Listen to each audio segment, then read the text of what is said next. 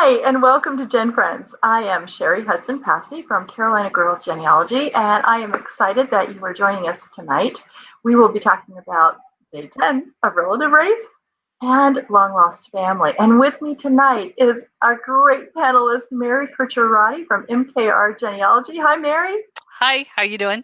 I'm so good, and I'm so glad you're here. And we've got Shelley Murphy from she's better known as Family Tree Girl. So Hi. she's with us here tonight too. And I have to tell you that some of our other panelists who are so sad they can't be here tonight because we're talking about the finale of Relative Race, but sometimes our schedules are conflict with being able to get together and talk. So we are missing some of our panelists tonight, and I know that they're very sad that they can't be here. So let's get started with Day 10, Relative Race.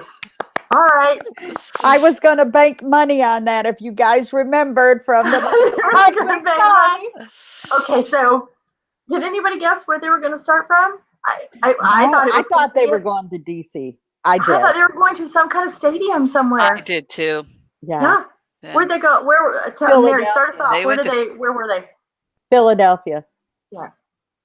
Philadelphia, right on those stairs where they filmed Rocky. Old historic Philadelphia. That's right. Old historic Philadelphia. So and it was raining, and my first thought was, oh no, somebody's going to slip and fall and get hurt again. I know. Yeah, because that happened a few episodes ago. Somebody did fall. Do you remember that? Right. So I was really, really worried about that, and I thought, oh goodness, here we go. But they had the rain slickers on, and they were ready to go. They were cold. And it looked like they were cold as well. It was a little, but it did look like it dried up a little bit, later during filming. But somebody said during the live Twitter as we're watching it, please don't tell me Dan stood there the whole time. Because they would cut back to Dan and he would say something, and then I'm sure he did. Oh, I'm sure they had a van and he was sitting in it and he was all nice and warm. But it was just funny. Please tell me that Dan was not standing there the whole time. So let's get started with what they had to do in order to win this $50,000. So the first thing that Dan told him was that they were going to have to get flags. Plant flags, yeah. Go ahead, Mary. So they were going to have to plant some flags. First, they had to earn the flags by doing challenges, and then they had to follow the clues in a book and plant the flags in different places around old historic Philadelphia. So they described that as two things in the book. They had in the beginning part, and then they had clues or locations. You remember the description of that book was two things in there. The front part had, I guess, the challenges, and then the back part had where the historical. There were clues. There were like riddles. The clues to put the flag. That they had to solve.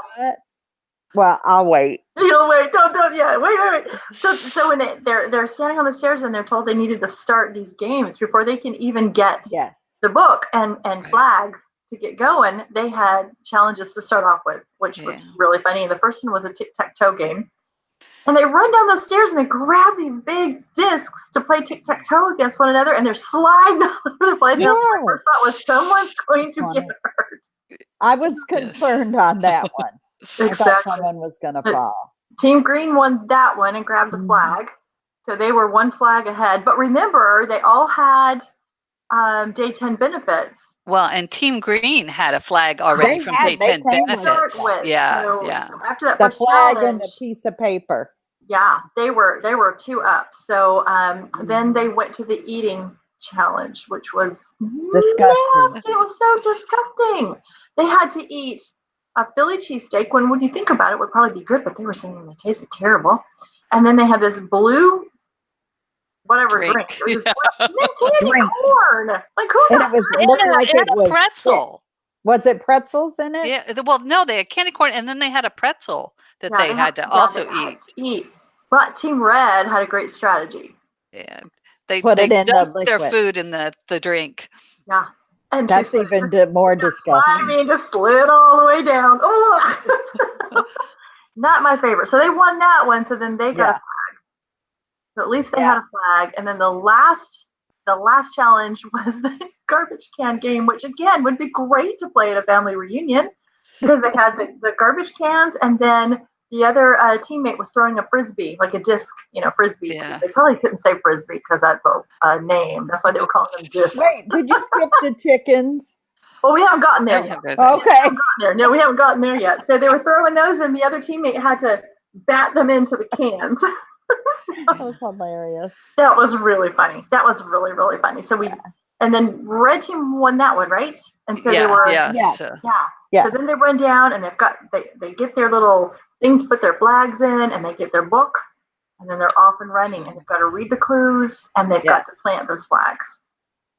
And find the location. Mm-hmm, find the location. The locations was interesting because red team was familiar with Philadelphia and green team was not. Well, and also red team, the first person they met was a tour guide. Yes. Who could tell them, go here, this is where you go. And so they would run up, and there was a little place to put the flag. And so they could tell if the other team had been there before them because there was a spot for the green flag and a spot for the red flag. So I thought they did pretty good finding those clues and getting those flags in. And the way they edited it, you can't tell who's ahead, who's got more flags than anybody else. I also didn't know that they both teams were doing the exact same challenges until a couple of them went through, and then I noticed the little green thing next to where they were putting the flag. I said, "Oh, they're going to do the same ones." Yeah, they had the same book, so same book of clues. Right. Yeah. But they also had other challenges to do as well throughout. So one of them was the build the model building. The house. Yeah. Which Team Green had the advantage because remember their day 10 benefit was it was the plans to the house. Plan. Yeah. So their plan was an easier plan, so they could build it easier. Where Team Red's was much more complicated. And so one had to read the plan out and tell the other one how to build. Yeah. So it wasn't like the person building could look at the plan; they had to give them instructions. So Team Green had the heads up with that. So that was their day 10 benefit. Right. That's how that came into play. Team Red was very strategic, though. She's Austin good. Said, Dad would be better at giving me the instructions, so I'm just going to have him tell me what to do. And he was really good at doing the instructions. They were hard, but he was very descriptive and exactly what he was telling her to do. Yeah, exactly. Because I thought Red won that on time. I thought we don't know how much time they got. They both had an opportunity to do it and get the flags from it. Mm-hmm. So we had to do it to get a flag from it. I thought another interesting element was they had a couple of their relatives be involved in day 10. Yeah, Camille. So one of the little clues was to call a phone number, and they didn't know who they were calling. So they called the phone number, and luckily she said, "Who is this?" And she said, "Camille," and Camille was actually in front of a map to help. And then that was Team Red, and then Team Green had Andrew, and so they both had relatives to help them. But the interesting thing was on the other side, it said to find them for more flags. Team Green saw that first, and said, "Where are you?" and went and found him, and he was able to give them more flags. Plus, they could see the map. Yes, and they could see the map where Team Red, it took them a few minutes to realize there was something written on the other side and to call her back and say, "Well, where are you?" And so she was able to give them. So I love the fact. And they were also sitting there at the end. We won't get to the end yet, but they were also sitting on those steps waiting for them to come back. So I thought that was great. A good use of those cousins and those relatives. I thought that was great to bring them back. Yeah. And Mary mentioned about Red being strategic because what they did with the map, remember, they went ahead and mapped out their next things with Camille there with the map. Yeah. So I thought that was good. Very, just like you said, very strategic. I think a lot of theirs came from maturity. Yeah. I think age kind of. Well, and then Dan texted and said, "There's a new challenge with a new kind of flag." Let's talk about the chicken. Let's talk about the chicken one real quick before we go to that one. Well, I thought let's throw the chicken challenge in before we get to that, and then Mary, you can tell us about that one, okay? Yeah. So they had the chicken challenge, and somebody texted and said, "I don't remember chicken stealing as being part of old Philadelphia history." I thought that was really funny. But they did. They had to get that's where those little chickens came in. Although I didn't see that it was a benefit, it was just more of a clue of something you might do. Well, somebody got a benefit, so they already had the chicken. So maybe it just counted as one of their chickens. Blue team had it. That's what it was. That's right. That's right. That's why it didn't come into play. Right, That's why it didn't come into play. But what was funny about that, it was a balance, and they had to grab the chickens and put them in the wagon. But what I thought was really funny about that, why I didn't want to skip over it, is because there was a field trip of kids there. And the kids are on the sidelines and yeah, and I'm thinking, why couldn't I have just been in the right place at the right time and gone, oh my gosh, they're because the balancing. They would have said she's stalking us. Call her up. So funny. So, anyway, but I just thought that was so cute. I didn't want to miss the part. So Mary, go ahead and tell us about the text message that they got. Well, so Dan texted and said there's a different kind of flag. Right. And green team said, we got all these flags. We'll worry about that later. And they never got back to it. But red team went and got the flags. Yes. And those were very special flags because they were able to either block green team from putting a flag in a place or steal green team's flags. They called them kill flags. And kill Mike took that seriously, didn't he? No. Yeah. No. Austin that thing. broke that flag. Yeah. But it was interesting why Precious and Paris did. Well, Precious made that decision, but she said, because remember, the goal was to get as many flags. So I know that's why she said that. You know, let's get done with these, and then we'll go get some more. These and go do that, not knowing what it was. He said it was a special kind of flag, so it could easily have been you get double flags or something. Exactly. I mean, she really should have clued into the special flag.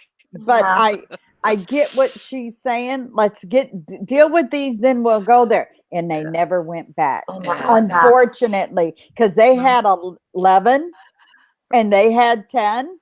Red had 10. I think that's the worst. I think that was the worst of the episode. Is they both teams got back on time, because remember they only had the 3 hours. Yeah, right. And for every minute that they were late, a flag was taken away from them. So they hurried and they got there on time. And then here's Dan. Because slowly putting those flags. And I'm like, hurry up already. Slowly counting. Another strategic plan was with the red team was they still had a flag. That's true. And so they opt not to go put the last flag out to make sure they weren't going to be late. Because every minute they would lose another flag. Yep. So they also made a critical decision, just like green, you know. But and so you never know. I mean, you never know with relative race if things are straightforward or not. They didn't know if that was going to pay off. Right? No. Yeah. And so as he's counting, he counts, the 10 flags for red, and then slowly starts, and he's talking about their experiences, and just show us the flags, and he's putting them in. And Team Green's got 11, and their eyes just light up. And like, I know. We won. He goes, but there's that big but, and he goes, you got a text message an hour and a half into it, and did you, green team? Well, first red said yes. Green team had no clue. No clue. And so they had to take away 3 of their flags. Yeah. They thought they'd won when they saw the 11th flag go in. And, you know what? Team Black got one of those flags when they got there. Yes. They would have had that advantage. They would have had one from the beginning. They wouldn't have known what to do with it. That was a kill flag. Yeah, that was a kill flag. Probably when they got that text message, they probably would have thought, there's something with these. We better go see what they are. Yeah. But yeah, so I was sad because I thought they'd won. The look in their face, they thought they'd won, but then, Team Red. So I would have been happy for either of the teams to have won. Yeah. Really, I really would have. But well, Precious said it all. She got everything, no matter what. You know, she got her daddy. You know, she had her family, and she got, regardless of winning, you know. So, do we know what Austin and Mike are going to do with that 50,000? No, I haven't. I haven't heard anything. I don't know remember anything, even in previous seasons. Yeah, sometimes people would say, if I win, this is what I want to do with it. Yeah, I don't think they've ever said anything. Yeah. But I liked what Dan said. He said to the teams, he said, you know, the race part, the challenges are over, but the family relationship should last forever. Yeah. You know, and so, I mean, that's really the whole point of the game. And I know Green Team was disappointed, especially when they got to the end and they thought they had more flags. So, you know, in their mind, I've got more flags. But I'm thinking they couldn't have thought it was that easy. No. To be a twist, you know. Yeah. So she's not going to forget that. Teams in the future, don't ignore text messages from Dan. If he's going to take the time to text you during a challenge, you better pay attention. She's not going to forget that. No. And I hope she doesn't blame herself. But you know what? I do, like you said, Shelly, I do kind of understand. It was kind of like, let's do this and then we'll move on and do this. Yeah. So I kind of understand. But congratulations to Michael and Austin for their awesome win. And congratulations to all of the teams for going through this. And we're so grateful that they shared their stories with us, because we're touched by all of them. And it's going to be hard not, having that to watch. It's kind of like part of the family has moved on. Yeah. Now, are they soliciting for the next season already, or did that already start? They have, as far as I know, unless something has happened, as far as I know, they've filmed the next season. I have not heard anything about when it comes out. They are looking for people, though. They are looking for. So if anybody out there would like to be on Relative Race, go to byutv.org and look at their application form. And I'd go in a minute. I just couldn't do the challenges. Well, and see, there's an age. The running. There's an age limit, and I do believe that the age limit is not necessarily because of the challenges, but I think we've talked about this before. It's because they need to make family connections. And if there's nobody... Well, how old was Mike? I don't know. He hasn't retired yet. I mean, so he's still he's working. Probably about my age, I would think, because Austin's in her late 30s. Yeah, yeah. So I know, I know that there is an age limit, but I really do think maybe some of it could be, physical, and they don't want any issues as far as that goes. But I really do think of a lot of it too is they have to be able to connect with people. There's got to be people, generations maybe above them, that they can connect to. And if you're of a certain age, there may be nobody. You may be the last. There could be a 60-year-old that's got siblings that are unknown. Or it could be a 60-year-old who's looking for a child or something that they're okay with finding on the show. So, and they may have relaxed those rules. I don't know. I haven't looked at them lately. I know that when the show first came out, there were age restrictions. I know. I was bummed because we are too old to do it. And I was like, I want to do it. I could do that.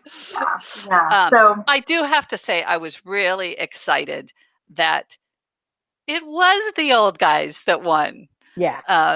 And I mean, it's the wisdom and experience. I think that's exactly what beat the physical stamina of the young whippersnappers. Yep. Well, just think of the generational differences throughout the whole season. Even starting with just the flip phone and not being able to take a selfie with a flip phone like we do with the smartphones now. And because remember Cho and Jerica and the flip, and they film a lot of stuff, but not off of a flip phone. So that was getting used to. Yeah, just the map reading. We should give some tips for people thinking about wanting to be on Relative Race. Number one, learn how to use a flip phone. You can find one somewhere. Number two, know how to read a paper map. Exactly. I keep a map in my car. And drive a stick shift, because I think some of those cars sometimes are stick shifts. No, they were all automatic. Were they all automatic? Yeah. Okay. So, what? I just can't imagine. Watch the shows and kind of learn how things go. Of course, they, change things around a little bit, but get familiar with it and just, be prepared before you go. Be prepared before you go. Speaking of changes, we've had Washington, D.C., and Boston and Philadelphia. And have we had New York? I don't think so. Was this the third season? I want to say wasn't yes, there? Yeah, I think that New York. The first season, I think they went to New York, but I'm what I not was sure. Gonna say. I think it was the first season. Yeah. Okay. So I'm kind of curious and they do kind of pick these historic places. I'm real curious. What's the next historic city to destination? And why that city? What was the draw to make that the end? You know what I'm saying? Yeah, because it wasn't that they had relatives there, because they had no. Yeah. So it's a place that's got a history and probably some Boston, New York. But there's probably some I don't know if it's tax benefits or what it is that the Chamber of Commerce, city government, whatever will allow the filming there. I wanted I know. I know that they were here, but that's the problem. I actually New Orleans, Charleston or Atlanta might be something. You know, your big southern cities, or because they've been up north now. They've been up north. So you think they're going to come south, at least Virginia somewhere. Maybe. And Virginia. Yeah. Well, let's hope for a new season to get started. Historically, it's been the Sunday after Rootstack. So that will be the first Sunday in March. So we haven't heard anything. So I'm not like announcing that I know anything about when the next season starts. I'm just saying historically that's when it's been. So perhaps we'll be, back talking about relative race at the beginning of March. That would be really fun.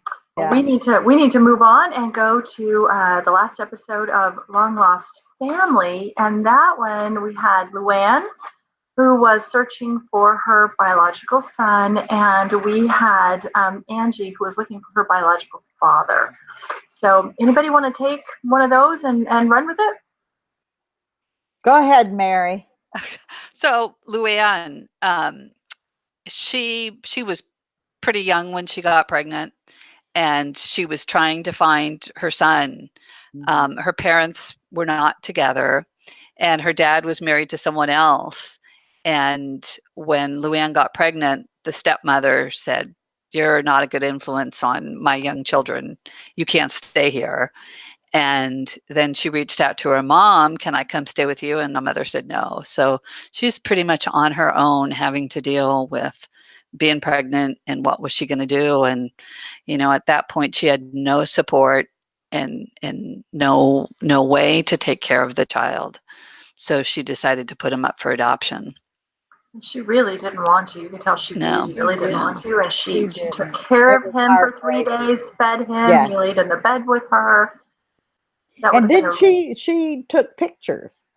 Pictures. She had a photo album. She had some pictures, like 10. They must have communicated somehow, because she said that one of those pictures he was like 10 days old, but if he was adopted before that, I don't know. Maybe I misunderstood what she said. Yeah.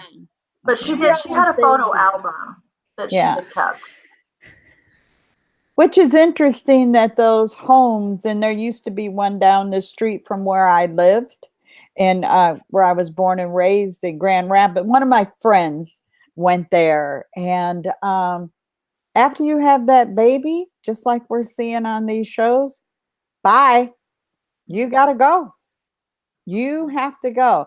And I wish I knew if there was some type of counseling or preparatory to help these girls, get through that period. That doesn't matter how young you are. You understand that's yours.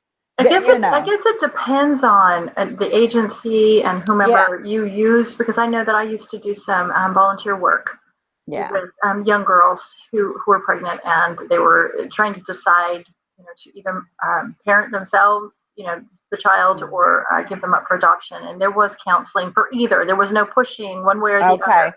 They could choose their path and then they would get counseling based on the path that they chose. So I I'm don't glad know to that hear all places do that. I just know that I know of some that do. Well, I'm talking about back in the 60s. Well, probably not back then.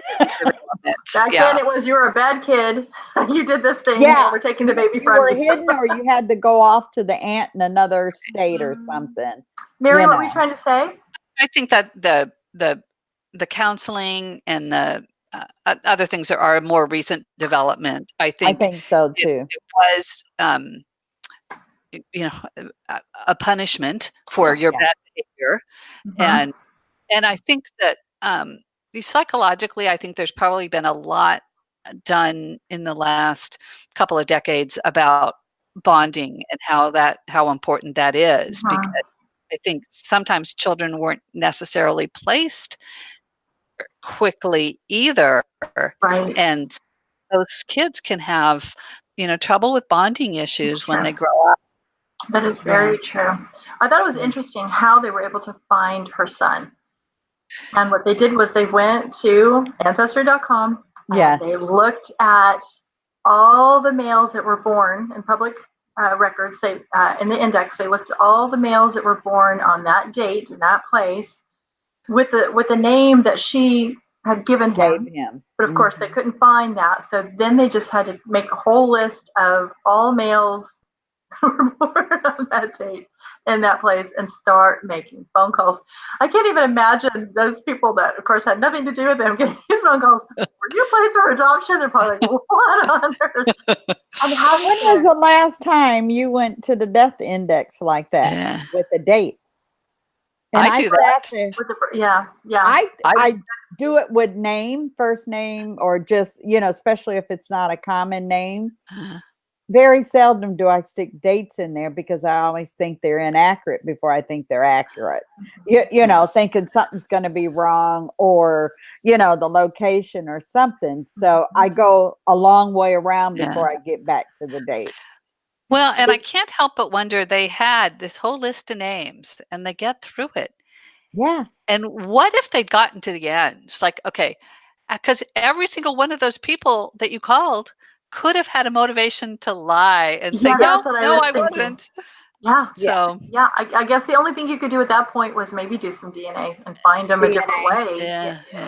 But that doesn't mean they're still going to, take your phone call and be part of the show. But I guess that would be the only other way is DNA. Right.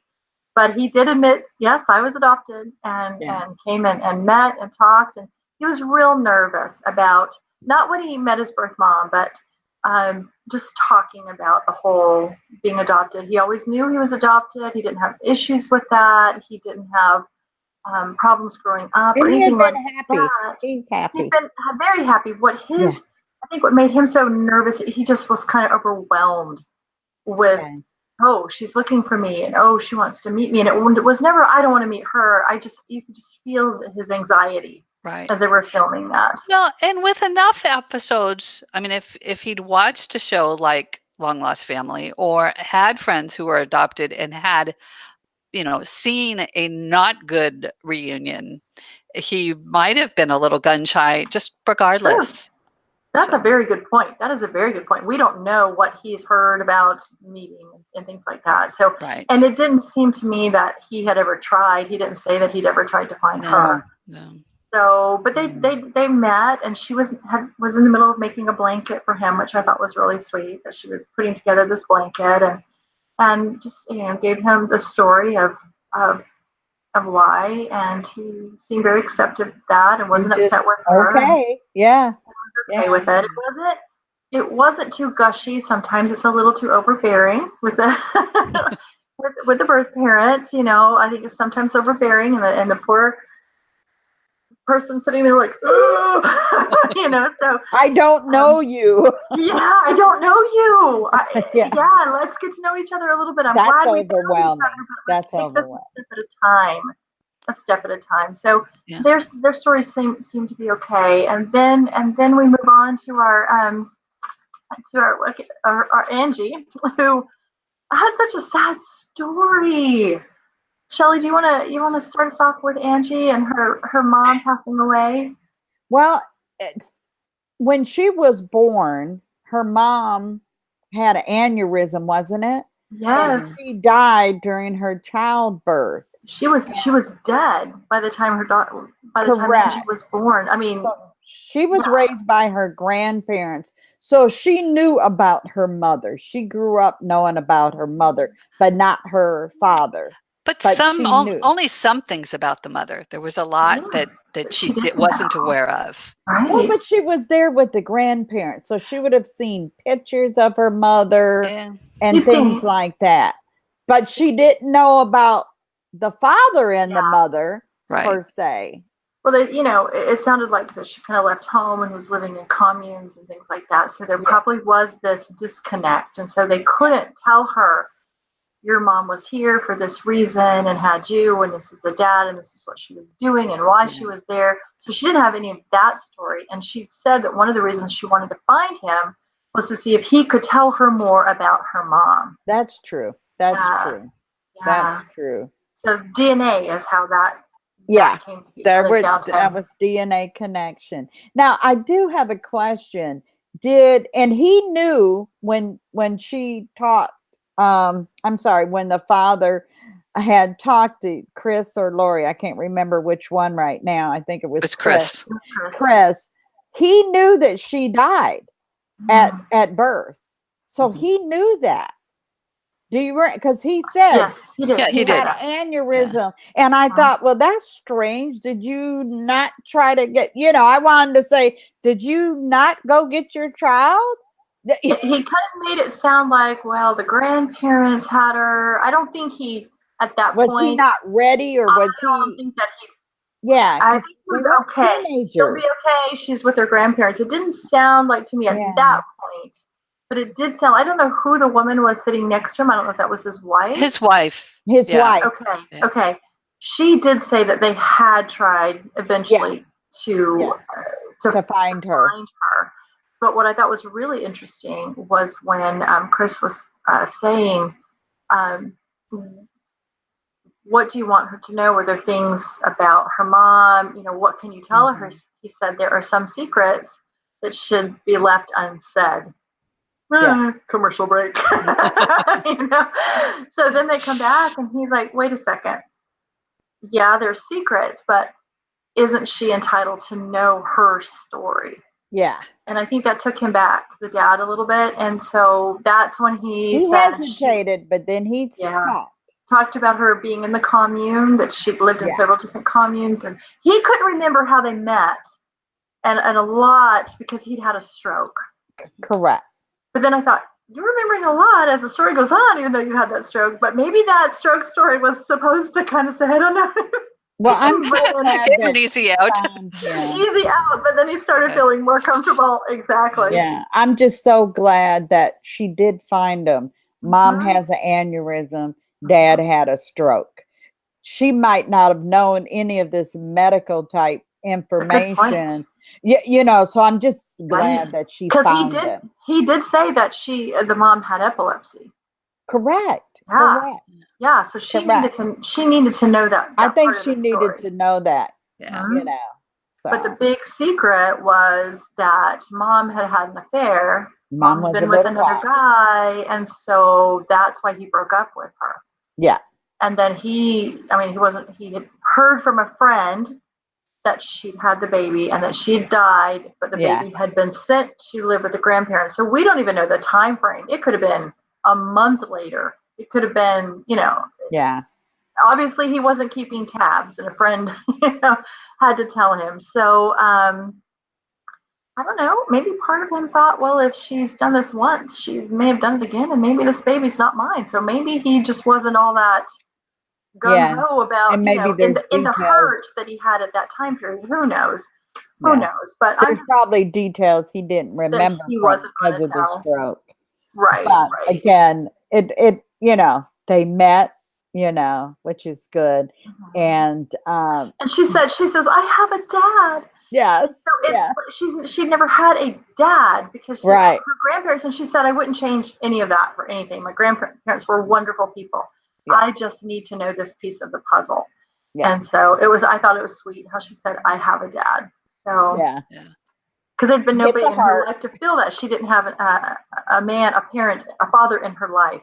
A father figure, She had the father figure in her grandfather, but she didn't have anybody to call dad. She wasn't adopted by, a mom and a dad, so that she would have somebody to call dad. So I thought that was sweet. She Now, said, was there legal adoption for her to go to the grandparents? I don't remember that coming out. It didn't, but I would think at that point there would have had to have been. I think at that for custody or guardian or something, they would have had to have something.